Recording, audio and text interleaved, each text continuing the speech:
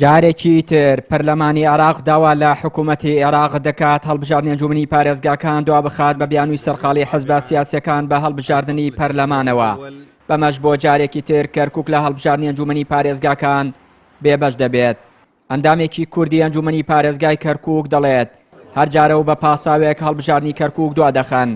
ئەندامێکی عەرەبیش لە ئەنجومەنی پارێزگای کەرکووک ئاشکرای دەکات بەهۆی خراپی دۆخی ناوچە سونە نشینەکانەوە لە باشووری کەرکووک ئەوان لەگەڵ دواخستنی هەڵبژاردننی ئەنجومەنی پارێزگاکانن.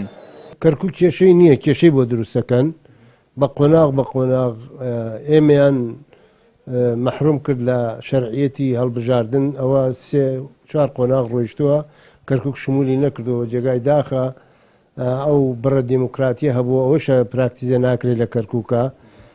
ئێستاشا تاجیل کراوە و نەکوو کەرکووک هەموو عێراق گوایە تا مانگی 12 لەبەر ئەوەیە تاجیلیان کرد بۆ ئەوەی کەشێ دروستکەن ئەبەم شێوەیە بێ کورد نیوەی نەیە نەتوانێ بچێت لە هەولێر بێ و کۆمەڵی خەڵکی تر بترسێ، خەڵکی دووز ناتوانێ.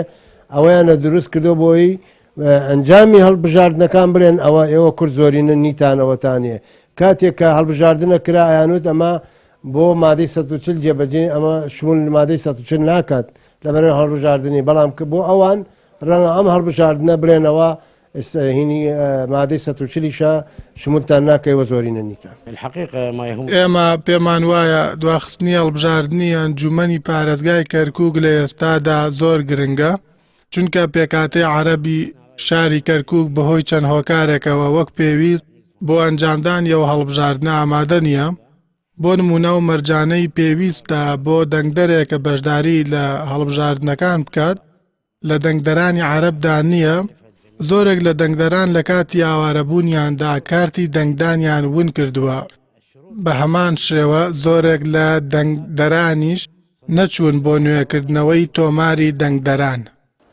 لە دوای یەکەم خولی هەڵبژاردننی ئەنجومەنی پارێزگاکانی عێراق لە ساڵی 2005 تا ئێستا نەتوانراوە هەڵبژاردننی ئەنجومەنی پارێزگای کەرکووک بۆ جارێکی تر ئەنجام بدرێت. یاساناسێک دەڵێت کارکردن بە یاسای بەرێمەر لە ئەنجومەنی پارێزگای کەرکووک بۆشایی یاسایی بۆ ئەنجومەن دروست کردووە، هەر بۆیە پێویستە هەڵبژاردن لە کەرکووک ئەنجام بدرێت تا کەرکووکیش سوودمەند بێت لە یاسای ئەنجومەنی پارێزگاکانی عێراق. بەڕاستی پێویستە ئێستا هەڵبژاردننی بۆ بکرێت، هەڵبژاردننی بۆ ئەنجام بدرێم بە پێی یاسای 2010 ئەنجومەنی پارێزگاکانی عێراق مامەڵەی لەگەڵا بکرێ بۆ ئەوەی بتوانێت خزمەتێکی شارەکە بکە. بەتەئکید لەبەر ئەوەی یاساکان هەر یاسا کۆنەکە مامەڵەی لەگەڵا ئەکرێ و کاری پێ ئەکرێ، هەموو فەراغێکی یاسایی بۆ دروست بووە. ئەندامەکانی ئەنجومەنی پارێزگای کەرکووک مامەڵەیەکی ڕاستەقینەیە لەگەڵا ناکرێت لەگەڵ بەغدا لەبەر ئەوەی بە پێی یاسای پۆڵبلێمەر هەڵبژێردراون. لە دوای چەندین هەوڵ و کۆبوونەوە لە نێوان پێکاتەکان نەتوانراوە ئەو پرۆژە یاسا تایبەتەی کە لە پەرلەمانی عێراقەوە تایبەت بە کەرکووک دەنگی لەسەر بدرێت و هەڵبژاردننی ئەنجومەنی پارێزگای کەرکووک ئەنجام بدرێت.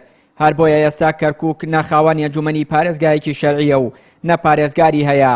بەمەش بۆشایی یاسایی ویداری دروست بووە، پێکاتە سیاسیەکانیش ناتوانن ململانێ سیاسیەکان وەلا بنێن و بگەن بە ڕێکەوتن لە پێناو دەرکردنی کەرکووک لەو کێشانەی زیاتر لە 12 ساڵە پێوەی دەناڵێنێ. چیانووری کەناڵی ئاسمانی پەیام، کەرکووک.